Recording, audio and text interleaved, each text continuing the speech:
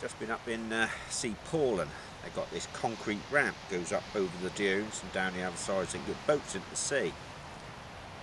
Sat there outside the bar having a couple of pints, maybe more, and some smokes. This big, enormous woman, huge she was, comes waddling along. Couldn't get up this bloody ramp. Well, she did eventually, but she struggled. Bright red she was. Had a almost as fat family helping her. I thought to myself, oh, you stupid, stupid fat woman. You shouldn't have got that big. Now, I ain't got nothing against lardies. Nothing at all. People want to eat large amounts of cakes and pies. That's their business. Nobody else's. It's their body. But what really gets my goat is the government.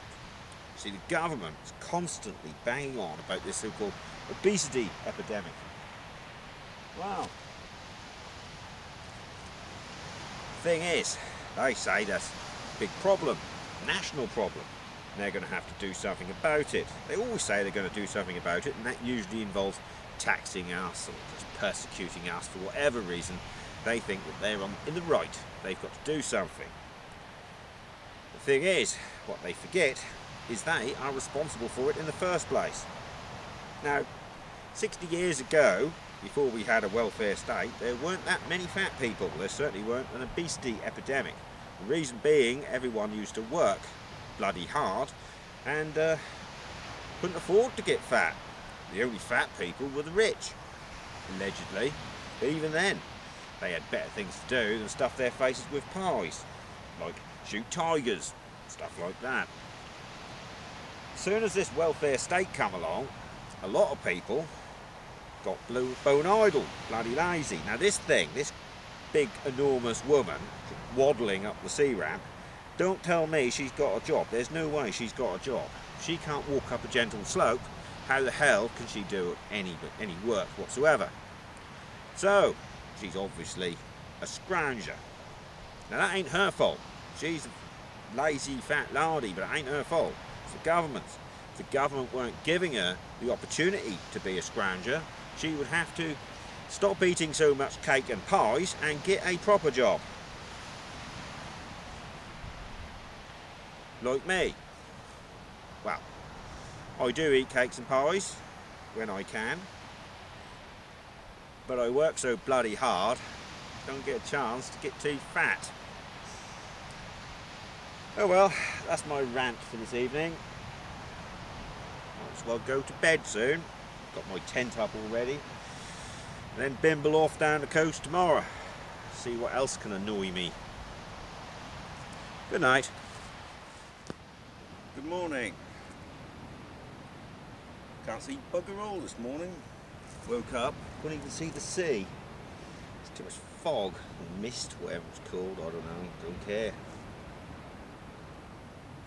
Fortunately, until the sun comes up, I can't dry my tent. I don't want to pack it away while it's still wet. Then get rained on, covered in dew. Then I can go off walkabout. So in the meantime, might as well just some breakfast, eh?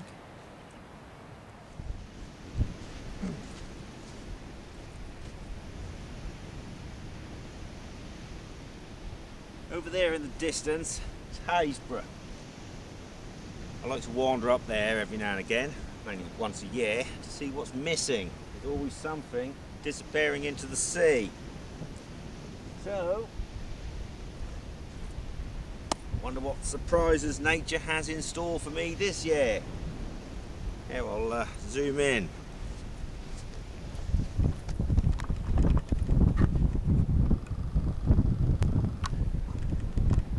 You can see that just over there.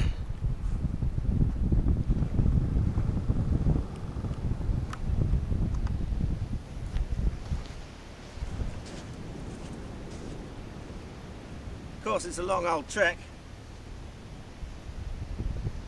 but nothing for a good old-fashioned wanker to do.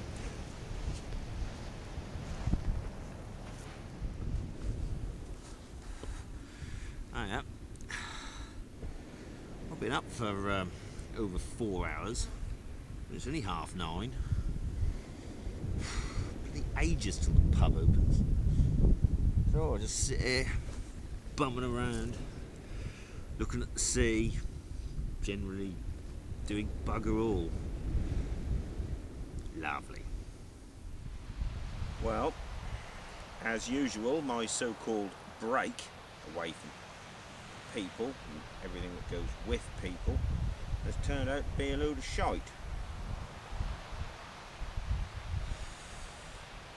Everywhere I go, there are idiots. Stupid idiots. Not bad enough. Big fat lardy person down before yesterday. But oh no, up in Haysborough, sat outside the pub, had a few pints, something to eat. While I was sitting there, minding my own business, this car pulls up into the car park. Load of people get out. There's 4 of them, including the driver. Anyway, this one particular chap comes waddling, well, limping towards the pub. Got a crutch and an eye patch. And we're near the sea. Naturally, I assumed he was a pirate.